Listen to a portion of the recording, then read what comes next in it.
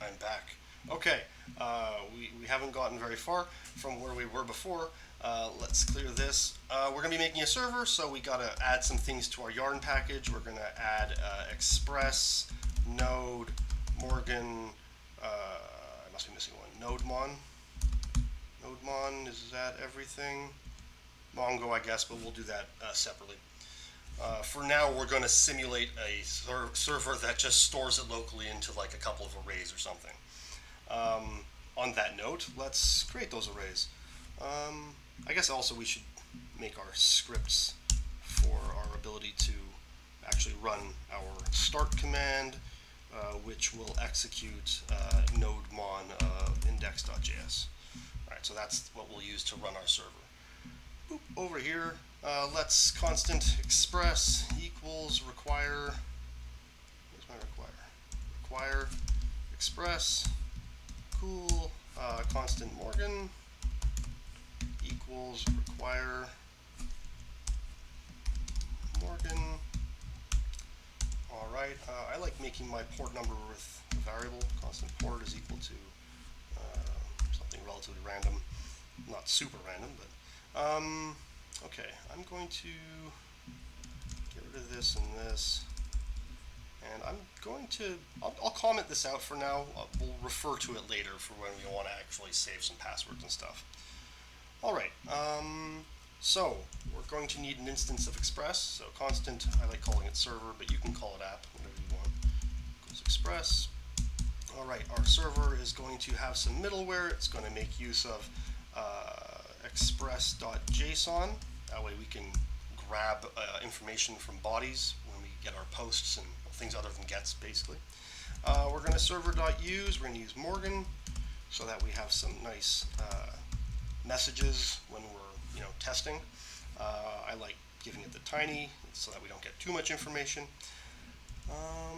Up next, we're going to define an endpoint, server.get, and do first thing will be the endpoint. So let's say /API/test, and let's give it a. I'm not going to build a handlers file. I'll just do it all here. It's kind of easier for the sake of the demo.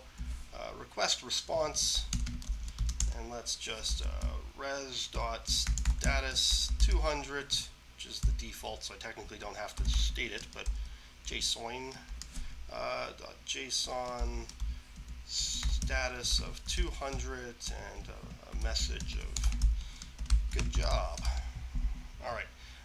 Finally, we have to make sure we're listening on our port, so let's server.listen, and we will listen on port, port. All right, and I guess we can also give it the callback function that says, console log listening on port. Port. Actually, if I do it with interpolation, it'll be a string and it won't look different in there. So, like here, if I go yarn start, for example, and I see my listing on port this is all in white, and I don't want that. So let's just double quote this, put a space here, and that way it won't be a string. Don't need that. All right, now it's actually a little number. Cool. Very nice. All right, let's make sure the server's working. My port number is 9365. Let's go over to Insomnia. Let's make a new HTTP request. All right, HTTP localhost colon. I don't remember. Let me just copy this one. All right, how close was I? Pretty close. Copy these. All right. Oh, I didn't need the HTTP. It's optional. Okay, cool. So our first endpoint was API/test. Send that over. All right, cool. We've hit our endpoint. Okay, so we essentially need, for the sake of this demo, two endpoints. One to sign up and one to sign in. Right. So let's do that. You could make a case for a sign-in being a get, because technically you're only trying to receive information. But if you're going to be sending over information that is like at all like important and vulnerable, like a password, you don't want to do it through a get, right? Because the way you pass over information is through like a query or a parameter, and goodness, that'd be a very terrible way to pass over a password, right? So both are going to be post requests, even though you're not technically posting like information. I know we're using it to retrieve information in the sake of the sign-in. We're still going to do a post just so that it's safer.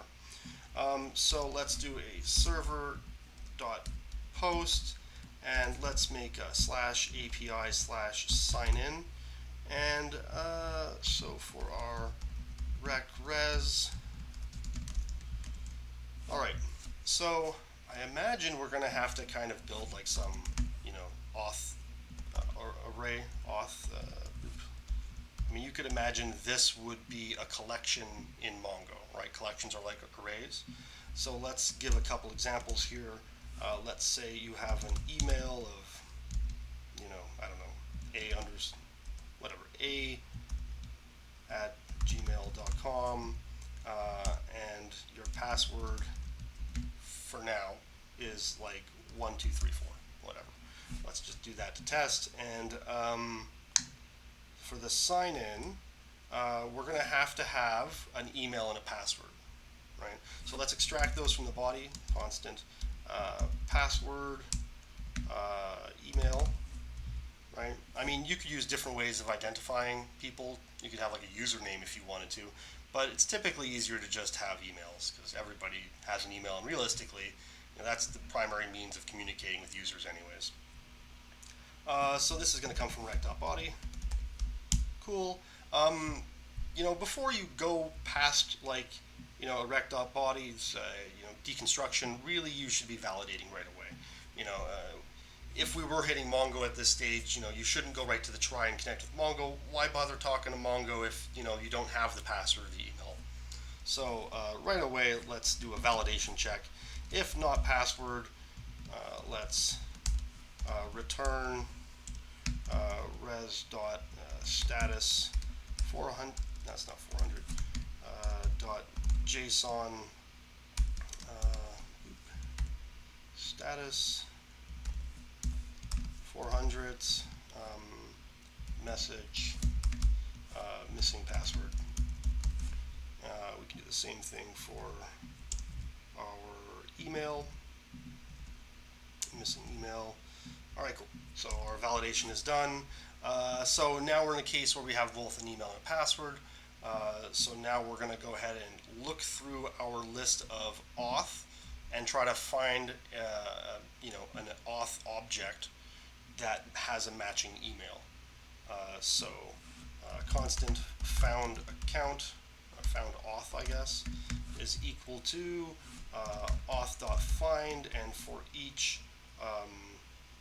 auth object, I don't know what else to call it, we're going to return auth object dot email is triple equal to email, right? So if this test is ever truthy, the find method will return the auth object it was testing. So that will be the value of found auth.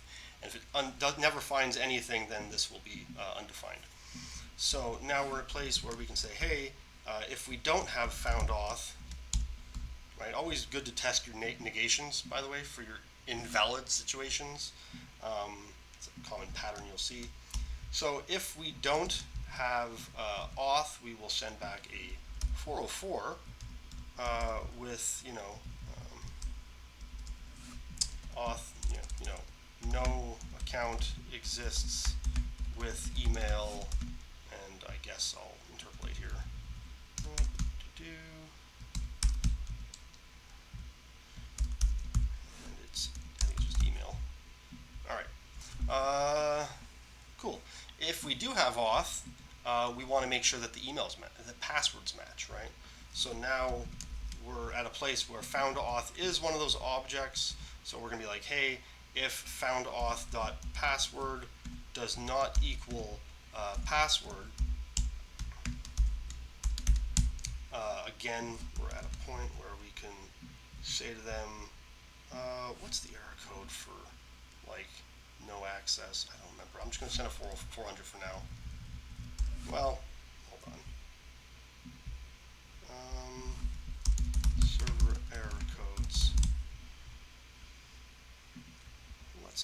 Let's go for looking for 400s.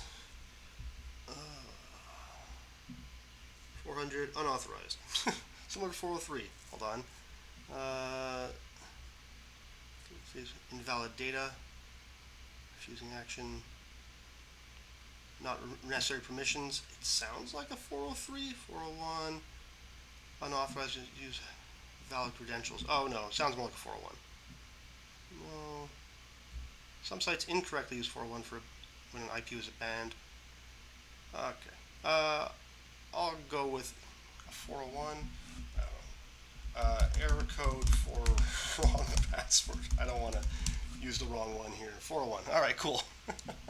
401. Switch this over to 401. All right.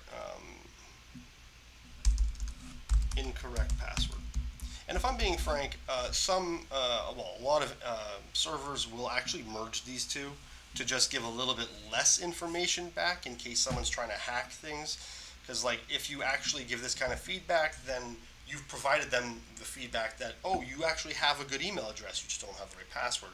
If they combine these, then they get a lot less information, but whatever. Okay, so now we're in the case where we, correctly have both the password and the auth. We're ready to like log them in.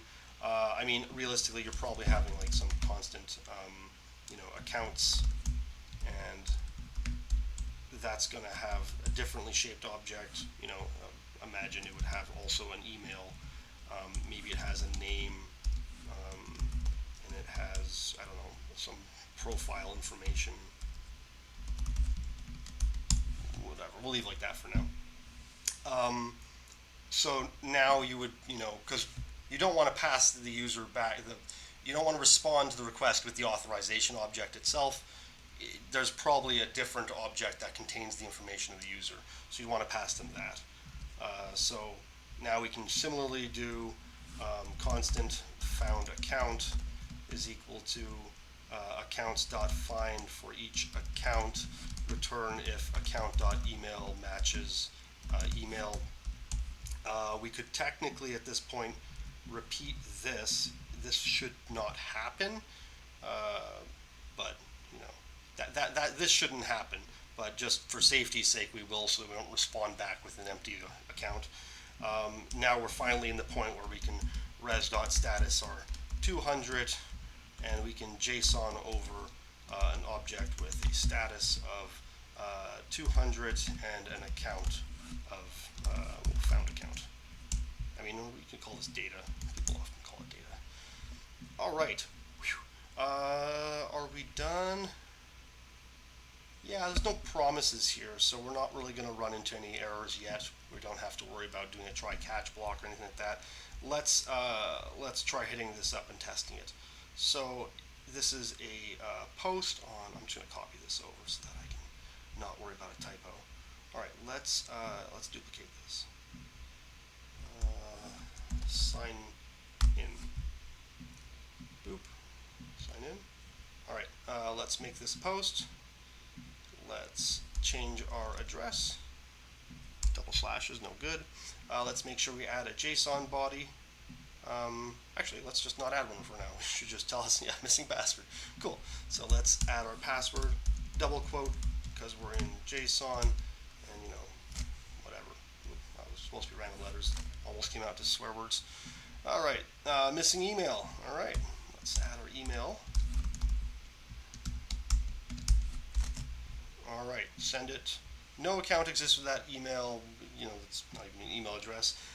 So let's use an email address that we do have an account for, and go back over to Insomnia, and we will switch our email for that. So now we should have the message, incorrect password, good.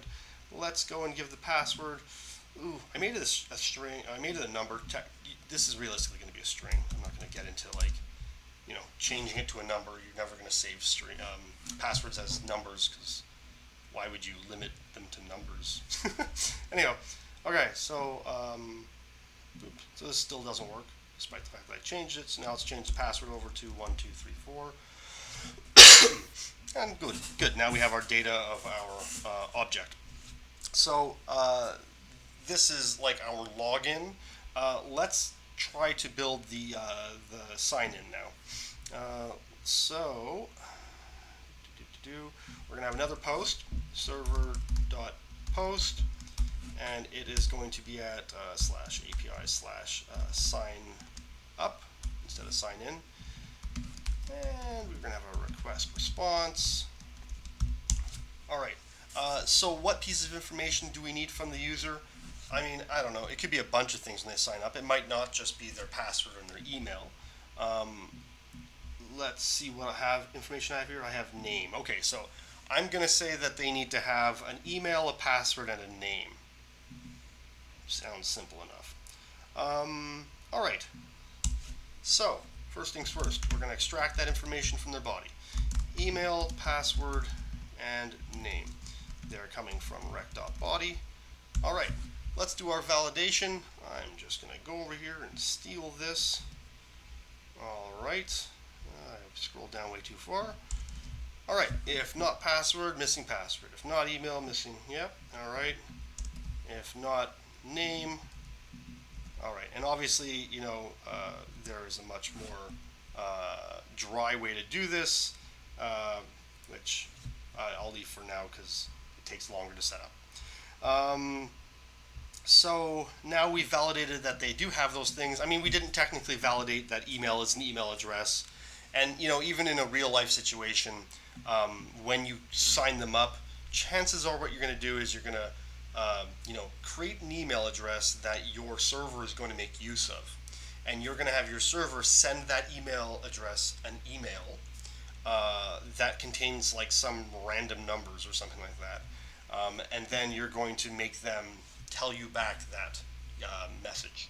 In fact, maybe I'll do that afterwards. Maybe, in a couple of videos, I'll convert this to make use of that kind of thing without actually doing the email process. But yeah, because I don't want to build an email address for this.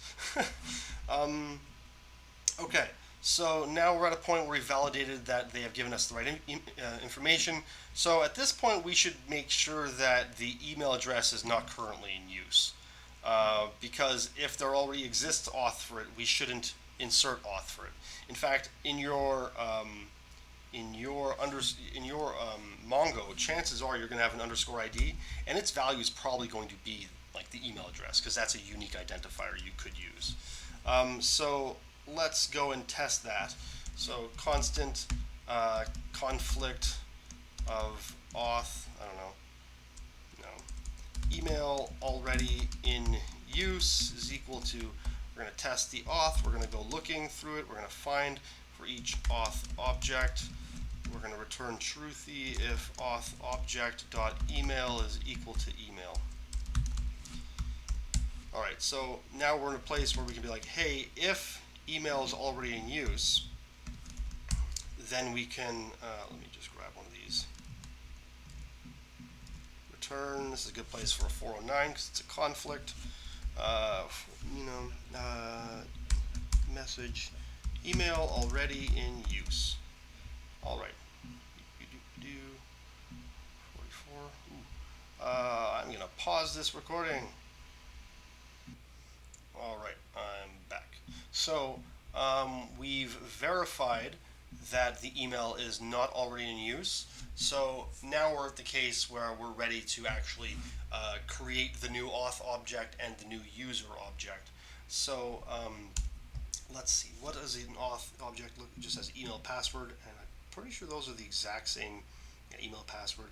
Right. So now we can be like auth.push, and we'll push a new object which has email and password. So that's our pushing in a new auth, and we will have to, what's the name of the other accounts?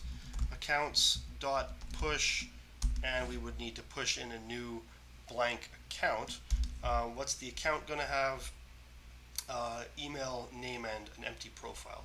So email, name, is name the variable that I took? Yeah, it is, cool. And profile, which is an empty email, an empty object, presumably like, it'll get filled in or something when they, flesh out their account information or something, whatever. I mean, there could be lots of key value pairings in this initial account. I'm just doing a meager one for now. All right, and then, our post here, we're signing up. we'll send back, uh, respond with a 201 because we created something, and we will say message account creation successful. And I guess we should also pass them the data. Here we passed them found account. We'd want to pass them this. So I mean, maybe we'd probably be better off creating a new account. Constant new account is equal to, we'll make it this object over here, and obviously for more complicated ones, you would build a helper function. You'd build a function called like create new account, and it would spit back an object with like the base information, and that function would accept whatever arguments you initialize it with. So here we're going to push our new account into the accounts, and we'll pass back data of new account. Okay, so let's test this out. We're going to be doing our sign up. Let's go over to Insomnia. Let's duplicate this guy. Duplicate, sign up. All right, and let's sign up. And this shouldn't be enough because I need a name, right? Missing name, cool. So let's go name, Andrew, send, email already in use. Beautiful. So let's say we're at b@gmail.com. All right, and now we get to successfully create our new account, and here is our new base account, which we could use to, the front end would be like, oh, now I have an account, and now it's like sets that as a use state or whatever, and then it demonstrates, navigates them over to the profile, and here's your empty profile, go build your profile or whatever you need the user to do. If I go back over to my sign up, I should now be able to get my sign in using b@gmail.com. So A is Andy, so every time I do this I'll get back Andy, but if I sign in using B, I use the same password because I'm lazy, that's a different person who's named Andrew. Very, very creative of me. However, we haven't yet used the bcrypt stuff, so let's change this up. Actually, you know what, I'll do that in a separate video because this is probably getting a little long. 20 minutes? Yeah. Okay, I'll merge bcrypt into this in the next video.